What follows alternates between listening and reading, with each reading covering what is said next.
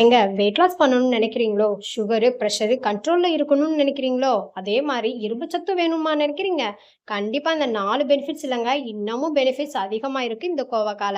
அப்படிப்பட்ட கோவக்காவ ஒரு 2 மடங்கு டேஸ்ட்டா எப்படி செஞ்சு சாப்பிடலான்னு பார்க்கலாமா? ஃபர்ஸ்ட்டு பேன்ல தேவையான அளவுக்கு எண்ணெய் விட்டுக்கோங்க. 1 டீஸ்பூன் அளவுக்கு வந்து இப்போ கடுந்தம் பருப்ப சேர்த்துக்கலாம்.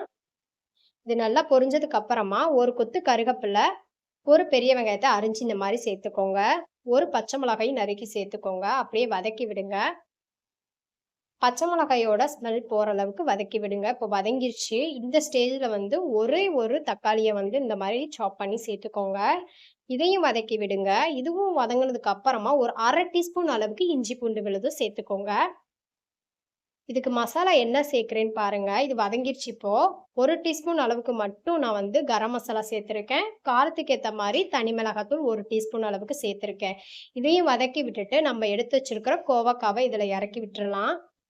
அவ்வளதான். இதுல 2 பெரட்டா அப்படி பெரட்டி விட்டுட்டு, தேவையான அளவுக்கு உப்பு சேர்த்துக்கோங்க. இதையும் நல்லா பெரட்டி விட்டுட்டு, அப்படியே அந்த பேனுக்கு ஏத்த மூடிய போட்டு இந்த மாதிரி ஆவி தண்ணியிலேயே வேக விடுங்க.